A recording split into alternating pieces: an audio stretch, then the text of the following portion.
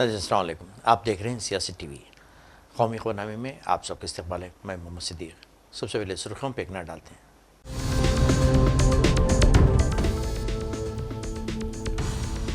UP के संभल में शाही जामे मस्जिद के दोबारा सर्वे की कोशिश के दौरान तशद्दुद, संगबारी, आतिशजनी और फायरिंग के वाक़यात, दर्जनों जख्मी, 3 नौजवान शहीद, हालात धमाकू।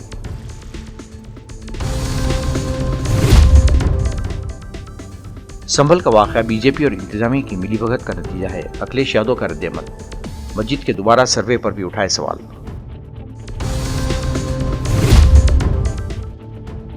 पार्लियामेंट के सरमाई सेशन का कल से होगा आगाज। वक्फ बिल और अडानी के मामले पर हो सकता है हंगामा।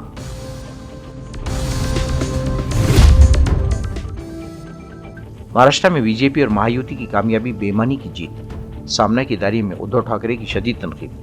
कहा, महाराष्ट्र के सीने पर अडानी राष्ट्र खड़ा करने की हो रही है साजिश।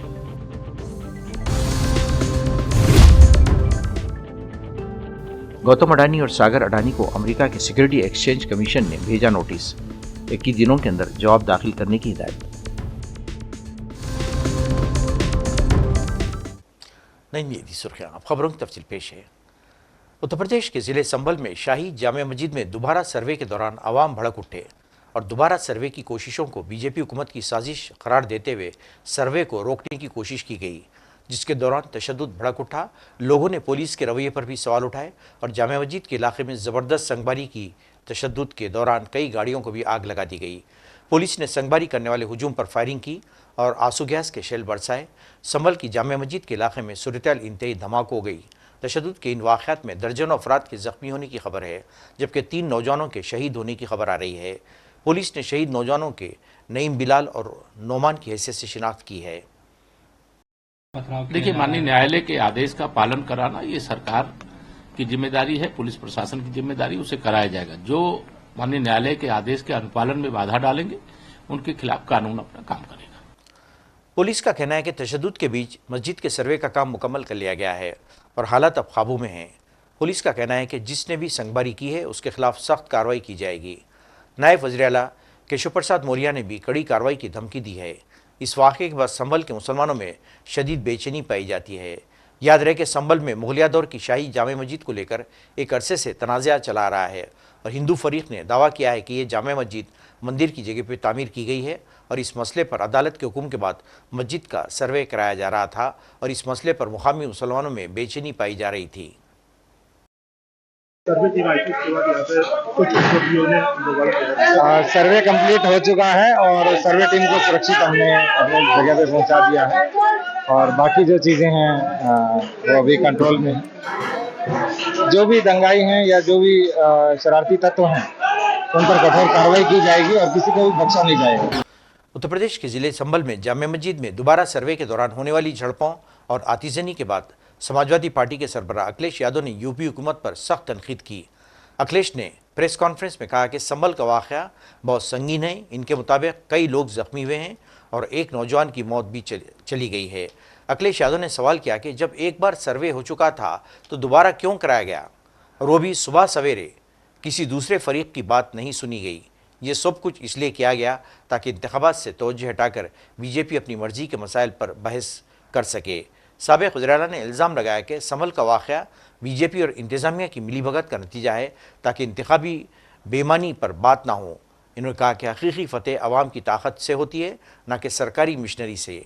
यहाँ लोगों को वोट डालने से रोका जा रहा है और सरकारी निज़ाम को तरजीह दी जा रही है।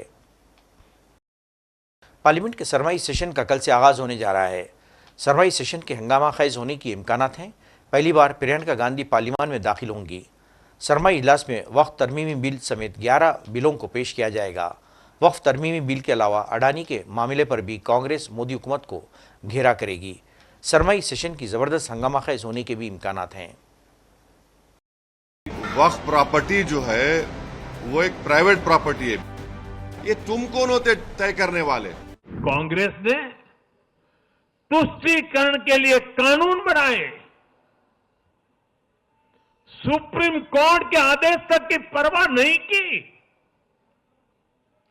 इसका एक उदाहरण वक्फ बोर्ड है।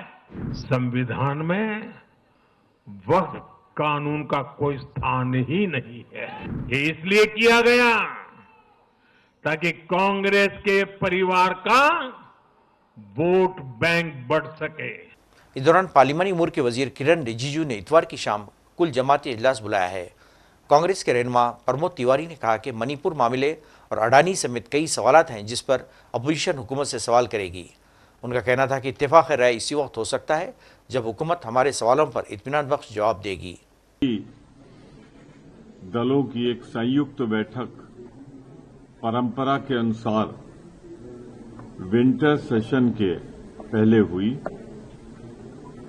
कांग्रेस ने अपना पक्ष, क्योंकि वो मुख्य विरोधी दल है, रखते हुए सरकार से ये आग्रह किया है कि न्यूयॉर्क में, अमेरिका में, यूनाइटेड स्टेट ने जो वहां के डिपार्टमेंट ऑफ जस्टिस ने, एक कोर्ट ने संज्ञान लिया है कि यहां का एक प्रमुख औद्योगिक घराना जो सिर्फ उद्योग को ही नहीं नियंत्रित कर रहा है बल्कि इस सरकार को नियंत्रित कर रहा है, जैसी रिपोर्ट आई थी, अडानी समूह लगभग 2300 करोड़ 2300 करोड़ की रिश्वत यहां सत्ता पक्ष में बैठे नेताओं को, अधिकारियों को, सोलर एनर्जी उससे जुड़े हुए तमाम उद्योगों के लिए दी गई है। ये गंभीर चिंता का विषय है। आर्थिक बड़ा घोटाला है। इससे अंदाजा लगाइए कि अगर 2300 करोड़ की रिश्वत है तो फिर इसमें घोटाला कितना बड़ा हो। ये देश हित के खिलाफ है, देश के आर्थिक हितों के खिलाफ है, देश के सुरक्षा हितों के खिलाफ है। हमने ये इच्छा जाहिर की है, सारे चीजें बाद में, सबसे पहले यहां मणिपुर मुद्दा को हमने उठाने के लिए कहा है कि अब स्थिति वहां नियंत्रण से बाहर जा रही है। सब कुछ करने के बाद भी इस सरकार में राजनैतिक इच्छा शक्ति नहीं है। बांटो काटो के तहत वहां बलात्कार हो रहे हैं, हत्याएं हो रही हैं और कोई कानून व्यवस्था मणिपुर में नहीं रही है। पर मुख्यमंत्री हम हटाएंगे नहीं, प्रधानमंत्री जी हम जाएंगे नहीं। उसके कारण स्थिति नियंत्रण से बाहर हो रही है। एक सीमावर्ती संवेदनशील राज्य में ये देश हित में नहीं है। तीसरा, अनएम्प्लॉयमेंट बढ़ता जा रहा है, रिकॉर्ड टूट चुके सारे। शिवसेना उद्धव ग्रुप ने इंतखाबी नताइज पर कई सवाल उठाए हैं। शिवसेना ने अपने मुखपत्र सामना में महायुति की कामयाबी को बेईमानी की जीत और अडानी राष्ट्र की साजिश बताया है। साथ ही सामने में बीजेपी के मुतनाज़ा नारे बटेंगे तो कटेंगे की भी शदीद तनकीद की गई है। सामना ने अपने मजमून में लिखा है, असम्बली इंतखाबात के नताइज आगे हैं लेकिन ये राय या मैंडेट नहीं है। बीजेपी क़यादत वाली महायुति को 231 नशिस्तें मिल सकती हैं, इस पर कौन यकीन करेगा। बेईमानी शिंदे ग्रुप 57 और नाजुक अजीत पवार ग्रुप ने 41 सीटें जीत लीं। ये नतीजा परेशान-कुन है और रियासती हुकूमत के खिलाफ शदीद बेइत्मीनानी थी। महाराष्ट्र के अवाम में बीजेपी और इसके जरिए पाले गए गद्दारों के खिलाफ ज़बरदस्त गुस्सा पाया जाता था। जब महाराष्ट्र के अवाम सभी बेईमानों को गाड़ने का अज़म लेकर वोटिंग करते हैं, लेकिन एक झटके में सभी बेईमान जीत जाते हैं और बेईमानों के जय जयकार करते हुए फतह जुलूस निकालते हैं, तो ये महाराष्ट्र के वक़ार पर गहरी चोट है। ये नतीजा नाकाबिल कबूल है। महाराष्ट्र का जो चुनाव हुआ और जो नतीजे आए हैं वो बहुत ही चौंकाने वाले नहीं, बहुत ही शॉकिंग है। ऐसे नतीजे आने की उम्मीद किसी को नहीं थी, कोई लहर नहीं थी किसी की। नरेंद्र मोदी और अमित शाह को महाराष्ट्र क्यों वोट देगा? पूरा कैंपेन उनके खिलाफ चला इसलिए कि महाराष्ट्र लूटने का पूरा एक कारस्तान यहां हो गया। यहां से पूरे उद्योग गुजरात में लेके हुए, इसलिए वोट दिया लोगों ने कि हमारा रोजगार गुजरात में मोदी जी लेके जा रहा है, चलो हम मोदी जी को वोट दे देंगे। इसलिए खुश है। महाराष्ट्र में किसानों की आत्महत्या चल रही है, हाँ? महाराष्ट्र में बेईमानी हो गई। ये जो नतीजे आए हैं उसके लिए जिम्मेदार अगर कोई होगा, महाराष्ट्र के जो नुकसान हुआ है वो justice Chandrachud, chief justice of India के पद पर बैठे व्यक्ति, जिसने समय पर अपना निर्णय नहीं दिया, अपनी जजमेंट नहीं दी डिस्क्वालिफिकेशन के बारे में। 40 लोगों ने बेईमानी की। जिस पार्टी से चुनकर आए थे वो पार्टी को छोड़कर दूसरे पार्टी में जाकर सत्ता में बैठे हैं। आपकी जिम्मेदारी है संविधान की रक्षा। आपने अगर निर्णय दिया होता तो ये हिम्मत आगे कोई नहीं करता। आपने वो आज भी वो खिड़की दरवाजे खुले रखकर आप वहां से रिटायर हो गए। आप कोई भी किसी तरह से पार्टी बदल सकता है या सरकार बना सकता है जिससे पार्टी अपनी पार्टी को छोड़कर, तो इतिहास चंद्रचूड़ साहब को कभी माफ नहीं करेगा और उनका नाम काले शाही में लिखा जाएगा एकदम, कि इस प्रकार की व्यक्ति अपने पद पर बैठी थी और 3 साल तक एक संविधान के खिलाफ बैठी हुई सरकार को प्रोटेक्शन देते रही। वो पार्टी किसकी है, वो चुनाव चिन्ह किसका है, उस बारे में 3 साल में निर्णय नहीं ले सकते थे। इतने बड़े बड़े फैसले देने की आप बात करते हो ना, राम मंदिर से लेकर ये क्या बोलते हैं बॉन्ड तक, इलेक्ट्रल बॉन्ड तक, और पब्लिसिटी का स्टंट करते रहे आप लोग। लेकिन एक संविधान के खिलाफ एक निर्णय एक बड़े राज्य में हुआ है, उसके बारे में आपने मुंह पर ताला रखा और तारीख पर तारीख का खेल में सबको उलझा कर रखकर आप रिटायर हो गए। तो ये जो हुआ है महाराष्ट्र में, ये महाराष्ट्र याद रखेगा। ये चंद्रचूड़ जी है, उनके होते हुए ये सब हुआ है और हम याद रखेंगे। महाराष्ट्र के इस नतीजे पर कांग्रेस ने सख्त रद्देमल जाहिर किया है। कांग्रेस के सीनियर लीडर पवन खेड़ा और जयराम रमेश ने प्रेस कॉन्फ्रेंस करके अपने मीडिया के सामने रखी और कहा कि महाराष्ट्र में लेवल प्लेइंग फील्ड की धज्जियां उड़ाकर रख दी गई हैं। सबसे पहले वायनाड में हमारी बहुत जबरदस्त जीत, लोकसभा इलेक्शन में श्रीमती प्रियंका गांधी वाड्रा की जबरदस्त जीत हुई। कर्नाटका बाई इलेक्शंस में 3 में से 3 कांग्रेस के झोली में आए। वहीं मध्य प्रदेश में किसी को बीजेपी तोड़ के ले गई, हमारे यहां से बाई इलेक्शन होना पड़ा और बीजेपी उस सीट पर हार गई। हम वहां जीते, 2 में से 1 हमारे झोली में आई। ठीक वैसे ही पंजाब, राजस्थान, केरला में हम बाई इलेक्शंस में, अभी काउंटिंग कई जगह खत्म नहीं हुई है तो मैं आपको पूरे आंकड़े नहीं दे रहा, लेकिन इस तरह से हमारी झोली में 1 सीट, कहीं 2 सीट ऐसी आई। झारखंड में जहां एक प्रयोगशाला बनाने की कोशिश आरएसएस और भारतीय जनता पार्टी ने आदिवासी इलाकों में की, हेमंता बिस्वा शर्मा उनके पोस्टर बॉय बने। पोस्टर बॉय ने वहां कोई कसर नहीं छोड़ी, वहां एक ऐसी लैबोरेटरी बनाने की कोशिश की और उनको लगा कि वो सफल होंगे। जहां Yogi Adityanath ji poster boy number 2 बनकर आए और ऐसे ऐसे नारे नंबर 2 बनकर आए और ऐसे ऐसे नारे झारखंड में दिए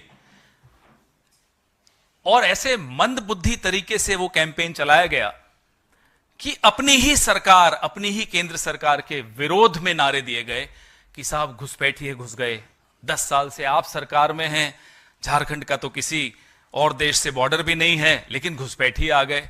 तो क्या आदित्यनाथ जी राजनाथ जी के खिलाफ षड्यंत्र रच रहे थे, अमित शाह के खिलाफ षड्यंत्र रच रहे थे? आजकल सुना है आपस में सबकी बड़ी तनी हुई है। कौन क्या कर रहा था नहीं मालूम, झारखंड के लोगों ने इस तरह की राजनीति को सिरे से ठुकराया और एक काम करने वाली सरकार को फिर से जिताया, अच्छे बहुमत से जिताया। आप में से कई साथी बड़े चिंतित थे, साहब कांग्रेस तो सिंगल डिजिट में रहेगी, ये नहीं हो रहा, वो नहीं हो रहा, और चिंता आपकी मैं समझ सकता हूं। कांग्रेस ने अपनी परफॉर्मेंस वहां बहुत अच्छी तरह से आपके सामने रखी, आपको दिखी। हेमंत सोरेन झारखंड के नए चीफ मिनिस्टर होंगे। हेमंत सोरेन ने आज राजभवन पहुंचकर अपना इस्तीफा गवर्नर को पेश किया और हुकूमत साजी का दावा भी पेश किया। इंडिया ब्लॉक ने इत्तेफाक राय से उन्हें चीफ मिनिस्टर मुंतखब किया है वो 28 नवंबर को नए चीफ मिनिस्टर की हैसियत से हल्फ लेंगे। आज हम लोगों ने महागठबंधन की तरफ से नए सरकार की गठन का प्रक्रिया को शुरू किया है। उस प्रक्रिया में आज राज्यपाल महोदय के पास हम लोगों ने अपना वर्तमान सरकार से इस्तीफा देते हुए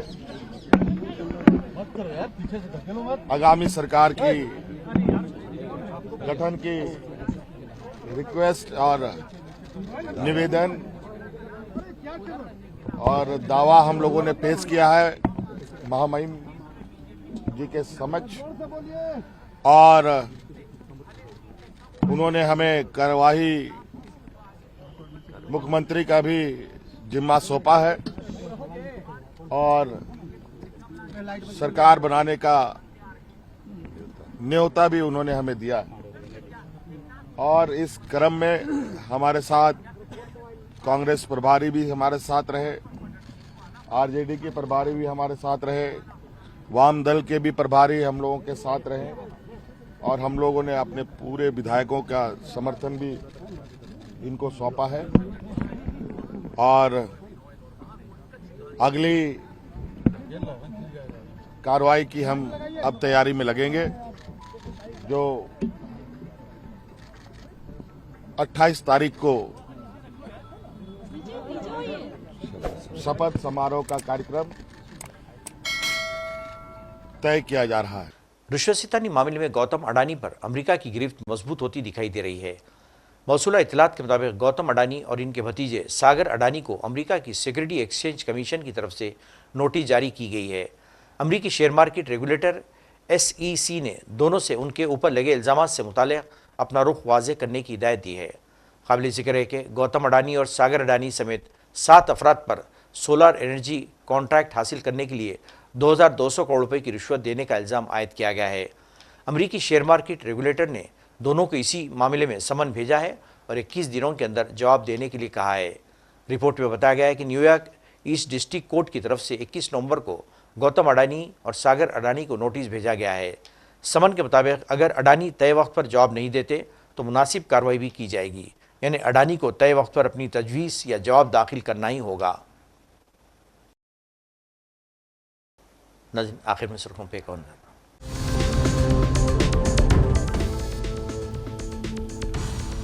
यूपी के संभल में शाही जामे मस्जिद के दोबारा सर्वे की कोशिश के दौरान तशद्दुद, संगबारी, आतिशजनी और फायरिंग के वाक़यात, दर्जनों जख्मी, 3 नौजवान शहीद, हालात धमाकू।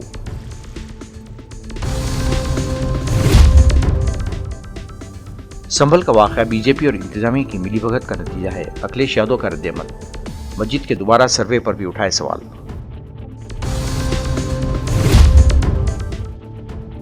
पार्लियामेंट के सरमाई सेशन का कल से होगा आगाज। वक्फ बिल और अडानी के मामले पर हो सकता है हंगामा।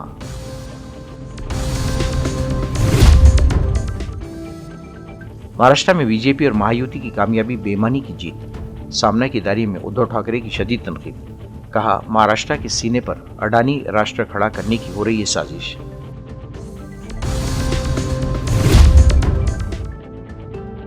गौतम अडानी और सागर अडानी को अमेरिका के सिक्योरिटी एक्सचेंज कमीशन ने भेजा नोटिस। 21 दिनों के अंदर जवाब दाखिल करने की हिदायत। नाज़रीन, इसके साथ ही कौमी खबरनामा खत्म होता है। मुझे और सारी सियासत की टीम को इजाज़त दें। अल्लाह हाफ़िज़।